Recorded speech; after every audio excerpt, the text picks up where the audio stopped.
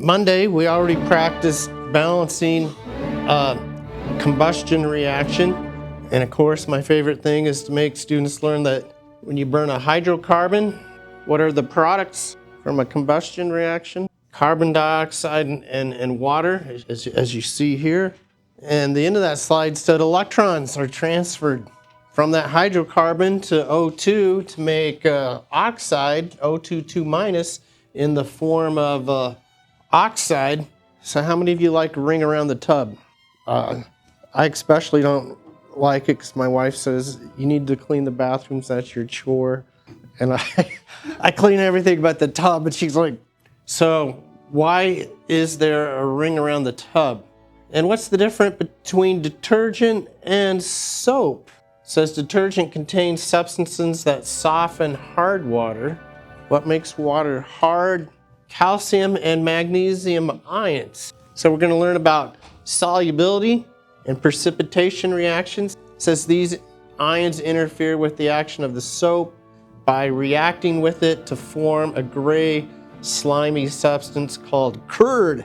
I wonder if it's related to whey. Curds and whey. Not exactly the same thing.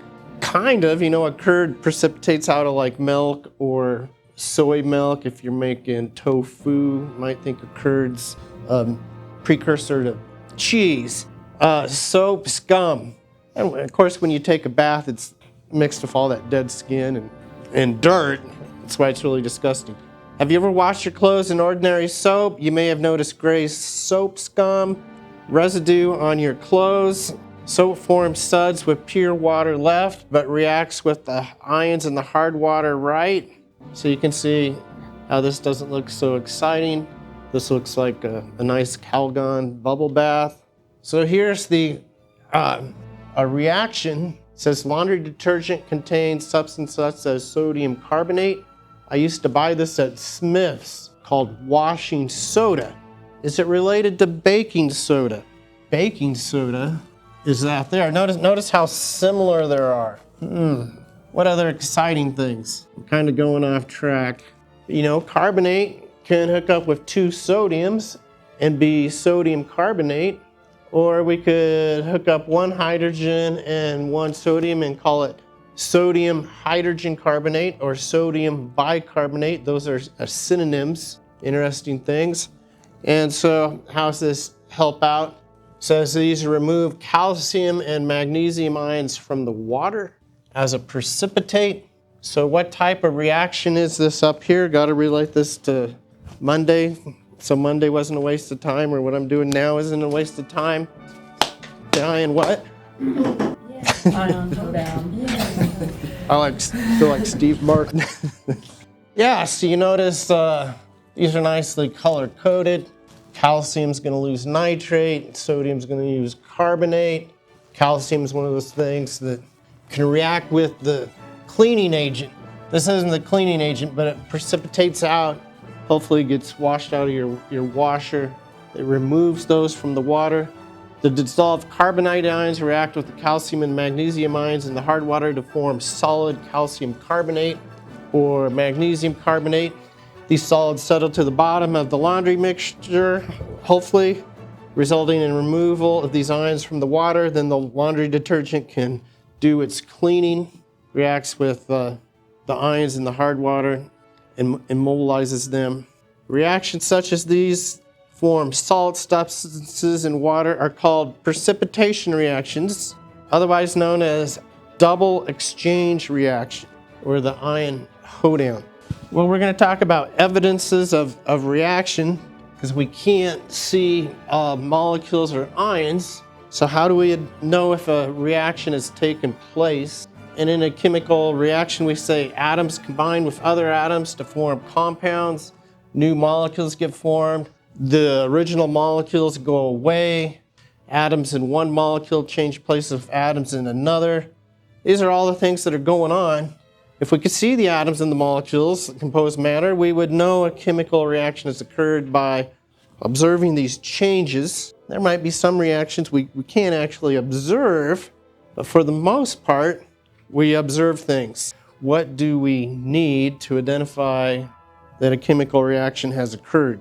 And probably from lab on some of those reports, you've already could tell me. Like lab number 1, evidence of a chemical change, color changes.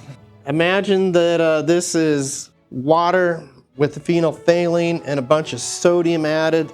So here, imagine this clear liquid, this orange liquid, and when they mix, all of a sudden you get this clumpy, dark red stuff. So a precipitation is evidence of a reaction. And we say the formation of a solid from 2 solutions is evidence of a chemical reaction.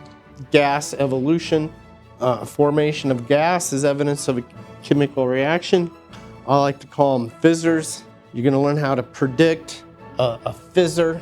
So you had test tubes in lab 1 and mixed up a compound, and test tube got warm. The other test tube got cold. So here's like a cold pack. So when light is given off, so in lab 6, a flame is kind of like an emission tube. You impart a bunch of energy. Electrons move from higher energy levels to lower, and they emit photons. So the energy moves them up. When they crash down, you get the light. And here's glow stick. We call it cumulescence. You break a little glass thing in there and it releases 2 chemicals, and you shake it up and the glow stick glows. Color changes, energy changes, all evidence of chemical reactions. Now when you boil water, you might say, oh, fizzing, that's evidence of a chemical reaction. Well, this is just a chemical change here. Boiling is where you heat up a liquid until vapor pressure equals atmospheric. That's why we pressurize airplane cabins, because you wouldn't want your blood to boil. And that's also why when you're a diver, you have to come up slowly. Well, that's not quite the same, but when you go up too high in a hot air balloon or an airplane and the atmospheric pressure lowers and lowers, eventually components in your blood might turn to a gas. But here we're just converting liquid water into gaseous water as depicted in this picture. So that is a physical change. No chemical reaction occurring. So as chem students, you want to write equations that are acceptable. What does that mean? Accurate and balanced. Accurate meaning correct chemical formulas. Mass and charge is conserved. So we have reactants over here, products over here. Here's the magic that occurs. Smoke and lightning, something happens. We represent chemical reactions with chemical equations. Left side are reactants, right side are products. And we often state whether we have liquids or gases with these abbreviations here. Gas, liquid, solid, or aqueous. And of course, I only do it if it's necessary. Maybe I'm a bad chemist. I'm just lazy. The complete combustion of methane gas. There's our carbon dioxide and water. Whenever something burns, it combines with oxygen. That's what it means it's where the word combustion comes from. So methane is CH4, that's natural gas. My old house, I had a nice gas stove, burned natural gas, and we had a forced air furnace that burned natural gas, gives off lots of heat. Is this thing balanced? Doesn't look like it. Here's 2 oxygens, here's 1 more, that's 3. Here's 4 hydrogens, here's only 2. Well, we got correct formulas. Now here we can see the atoms. Here's what methane might look like. Here's our diatomic oxygen. And when we get our CO2 in there and our water, we see missing atoms. 2 hydrogens. Probably tells us we're probably gonna end up with a 2 in front of that water before too long. 1 carbon, 4 hydrogens, 2 oxygens, 1 carbon, 2 oxygens. I don't know what's going on there. 1 carbon, 2 hydrogens, 3 oxygens. Not at all balanced. So when we balance things, sometimes students just say, oh, just write in here what I need. And that is wrong. That's like just sticking a new leg on me or pulling one off. You know, I always tell students, you know, a car has 4 wheels. If you just pull 2 off, it's not a car anymore. It's a motorcycle. So we only want to balance by writing numbers out in front of our chemical species. And we see that a 2 in front of oxygen and a 2 in front of water fixes things up nicely. Now I can count 1, 2, 3, 4 atoms of oxygen. 1, 2, 3, 4 atoms of oxygen. Still just got one carbon, 1, 2, 3, 4 hydrogens. Where are they all at? 1, 2, 3, 4. So it's nicely balanced. Same number of atoms on each side. You can see they've gone into different compounds. So I gave you a handout. It's pretty much the same as this. This might be a little more verbose. Write a skeletal equation by writing correct chemical formulas for reactants and products. If an element occurs in only one compound on both sides of the equation, balance it first. If there is more than one such element, balance metals before nonmetals. If an element occurs as a free element on either side of the chemical equation, balance it last. And if it's diatomic, what do we write in front of it to sometimes make life easier? What do we write in front of it? No, a fraction. Yeah, you write 1/2 in front of a diatomic element, and then there's just one. Then you can multiply it by an odd number. If the balanced equation contains coefficients, fractions, change these into whole numbers by multiplying the entire equation by the appropriate, I like to say, integer. Check and make sure the equation is balanced by summing the total number of each types of atoms on both sides of the equations. And so you saw me do that Monday. So we're going to talk quite a bit about precipitation reactions, maybe electrolytes. A lot of chemistry is done in water. The human body is like what percent water? 98 or 89? It's way up there. And there's like a gazillion chemical reactions occurring in our bodies. And think about plants. They got a lot of chemistry occurs in water. So a compound is soluble in a particular liquid if it dissolves in the liquid. And since we're talking about water, we're going to use aqueous. If a compound is insoluble, it does not dissolve in the liquid, and we say S for solid. We won't deal with two liquids that are immiscible. And you did that with amyl alcohol and water. An aqueous solution is a homogeneous mixture of a substance with water. Homogeneous. It's probably going to be translucent. When an ionic compound dissolves in water, they usually dissociate into their component ions. So sodium chloride, when we write NaCl, there's no sodiums and chlorines attached to each other floating around. And so here we see a beaker and we see chloride ions floating around, sodium ions floating around. In general chemistry, I draw water molecules around all these because it's acting with the solvent. We're not going to go into such detail here, but the thing is, when ionic substances are soluble, they dissociate into the ions. And this solution will now conduct electricity through the movement of ions. And so we call them electrolytes. So Gatorade has a bunch of sodium, potassium, things you might sweat out. And if there's time, I bring in a demo, demonstrates this. So we call sodium chloride a strong electrolyte. Completely disassociates. Pure water doesn't conduct electricity, but ions in a sodium chloride solution conduct electricity, and we can get the light bulb to light up. So when you balance equations, I've been telling you balance polyatomic ions as a whole. So here, NgNO3, we're going to recognize that as silver. What's the charge on this silver? What's the charge on silver? What? It's not 3 plus. It is plus. It's not 2 plus. It's 1 plus. Because we got nitrate here's got a negative charge of 1, and we've hooked up 1 silver. And this gets the name silver nitrate, not silver 1 nitrate. And some of you might be pulling your hair out and screaming and saying, well, why? It's in the D block of metals there. And if you read the book, they tell you like zinc and silver have fixed charges. There are exceptions to all those other metals like copper and cobalt and iron and manganese. It says this is a strong electrolyte. What does that mean? That means when we dissolve it in water, we have silver ions floating around, and we have NO3 negative ions floating around, and it's disassociated. But the polyatomic ions remain as units. Well, not everything dissolves in water. Not all ionic compounds dissolve in water. Silver chloride does not dissolve in water, and we have this S here, meaning solid.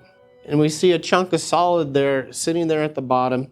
When silver chloride is added to water, it remains as a solid, does not dissolve into independent ions. So of course, what we want to do is mix silver nitrate solution and sodium chloride solution and get a silver chloride precipitate. We'll see that with a similar solubility with lead here in a second. So for ionic compounds, empirical rules of solubility. What does that mean, empirical? You're thinking that empirical formula, least whole number ratio. Well, I told you at the beginning of that, empirical means experimental. So people have just observed this experimentally, and they've came up with rules deduced from observations of many compounds. These solubility rules, I like to say, come in two halves. So this is the first half, and then we'll see a slide which is the second half, and then we'll see a slide with a table that has the two halves. So this is the things that are soluble half, compounds that are mostly soluble. So on Monday I said that the ammonium cation render everything soluble. I told you that alkali metals render everything soluble. Nitrate renders everything soluble. Acetate renders everything soluble. And that's why you have this soluble thing down here. Now in general, things with chloride, bromide, and iodide are soluble, and things with sulfate. However, there's these exceptions. Silver chloride, we just saw on that last slide. Silver chloride is insoluble. Mercury chloride is insoluble, and lead 2 chloride is insoluble. So if the compound contains some of these metals and you answer yes, those are all insoluble. If you have something like ferric chloride, iron 3 chloride, that's going to be soluble. Compounds containing sulfate, generally soluble, except for these exceptions: strontium, barium, lead, or calcium. So you might have in lab took calcium chloride from the flame test and added ammonium sulfate and got a precipitate. You might have added another thing and got a precipitate. All right, so I just said iron 3 chloride. Is it soluble? If we add it to water, what's going to happen? Chlorides are generally soluble. We got this iron here. Iron is not one of those. So we say no, and we say this is soluble. Is this soluble? These typically make things soluble. Does the compound also contain lead, Pb? Yes. So this is going to be insoluble. So that's how you use this chart. So here's the other half, things that are insoluble. If something has a hydroxide, typically insoluble. If something has sulfide, typically insoluble. Carbonate and phosphate, typically not soluble. So like English, we have exceptions. Well, look, this is from rule number 1. If something has an alkali metal or the ammonium cation, it's soluble. So that's how we get solutions of sodium hydroxide, lithium hydroxide, potassium hydroxide, ammonium hydroxide. That's useful in the lab. And so if I encounter something, let's just work with iron again. Let's work with iron 3. Hydroxide has a -1. Is iron 3 hydroxide soluble or insoluble? Oh, it contains, probably not. Contain one of those? No. Does it contain some of these? Slightly soluble. I don't see iron. This thing is insoluble. And we can do the same thing with sulfide. In lab, if we need a solution of sulfide, we get that. This is a little less dangerous for some reason. That's how we get solutions of sulfide. We have to use a Rule 1 exception. Same thing over here. In lab, you use some ammonium carbonate. But iron 3 carbonate, do some nomenclature here. That's our favorite topic. This is insoluble. This will be a precipitate if you can create it out of solution, 2 different solutions. Does it contain carbonate? Typically insoluble. Does it have one of these metals? Iron's not one of those. No. Insoluble. Got that memorized? All right, so as I told you, finally here, first half. These things are soluble. These things are insoluble. These are mostly soluble, and these 2 first rows, no exception. Notice this is kind of nicely laid out. The halides. Halide salts are soluble unless you have silver, the mercurous ion, or lead. Sulfate, typically soluble except for barium, lead 2, calcium. These things are insoluble, but then you're going to see these, well, not these exception make these soluble. Same thing here. If you compare them up with alkali metals or ammonium cation, you can get something that's soluble. So here you see this. Carbonates, typically not soluble unless it's a Rule 1 exception. Got sodium carbonate here. So all these things disassociate, they're swimming around. Carbonate encounters a calcium, and this precipitates out, sinks to the bottom, mainly doesn't hook up with the soap or the detergent. So let's just say you were asked, if I mix some potassium iodide and some sodium chloride, what happens? I should be writing up here, I guess. What you do is you go ahead and do the ion hoedown, like so, and then you ask, are these soluble? Alkali metals make anything soluble. Halides are soluble unless it's like lead, silver. So this is why we observe no reaction. So we can mix 2 different solutions containing 2 different ionic compounds and have nothing occur, and that's because there's no driving force for the reaction. And when that occurs, we get my favorite thing called ion soup, which is just a mixture. You just formed a mixture, and you kind of had a mixture before. Here's a mixture of these ions and water, a mixture of these ions and water, and you dump it together. Now you have water and a mixture of all 4 of these ions, which I like to call ion soup. So when I said, oh, we want to mix the silver nitrate with the sodium chloride, and I said, well, we're going to see something real similar coming up. Most iodides are soluble. Nitrate renders everything soluble. Imagine you don't have this written here, and you're asked what happens when you mix these 2 solutions. You want to perform the ion hoedown, and at that time you don't have these. Then you look at your solubility rules and say, oh, I get to write an aqueous here. You look at your solubility rules and say halides are soluble except for the lead exception, and you write an S, and then you can predict that a precipitate will form. And here's a nice picture. When potassium iodide solution is mixed with lead 2 nitrate solution, a brilliant yellow precipitate of lead iodide forms. And you say, that's a beautiful color. I'm going to mix that with some linseed oil and make paint. And now you got this lead paint, and it's a nice bright color. So you paint your baby crib a nice sunshine yellow. Well, it's 1759 or 18 something. Have you heard about lead paint? Not good. And it turns out lead acetate is sweet. So imagine some infant. They put everything in. Oh, sweet. Bad situation. Don't eat any paint chips. So I've already gone over this. Predicting precipitation reactions. The key is understanding that only insoluble compounds form precipitates. In a precipitation reaction, 2 solutions containing soluble compounds combined and form an insoluble compound. If no solid is predicted, either possible for either product, we write no appreciable reaction, no apparent reaction. Or if you're me, you write ion soup because you think that's cool. So to go over the concepts of electrolytes, I have a solution of potassium iodide. Since it's soluble, They're disassociated. They're floating around in solution. Here's my beaker of lead nitrate. We write that aqueous. It's soluble. That means it's electrolyte. That means it's disassociated. So here's nitrates floating around. Here's a lead. These are our reactants. And we mix them together.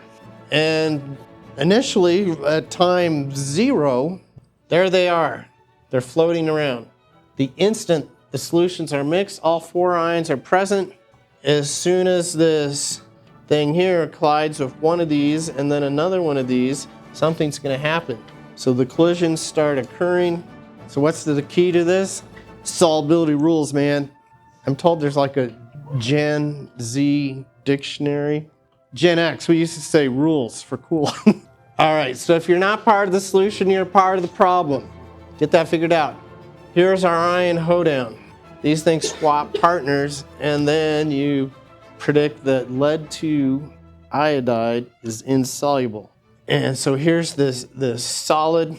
I'm like, the ions change colors. Well, it turns out an interesting thing. When you get all these iodide molecules together like this, the optical properties change, and it absorbs some light and reflects others and appears that nice, brilliant color. Is the reaction going to occur here? You look back in your notes and you'll say, most carbonates are insoluble.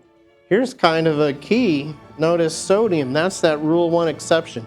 Alkali metals, the ammonium cation are exceptions. We're probably going to get some copper carbonate, which is insoluble. Use the solubility rules. This one is soluble. So eventually, here we are in our process. We took these, swapped the ions, figure out that we're going to get a precipitate. What's the one last thing to do that has not been done? Notice we went through 1, 2, 3, 4, and 5. What's number 6? Balance the equation.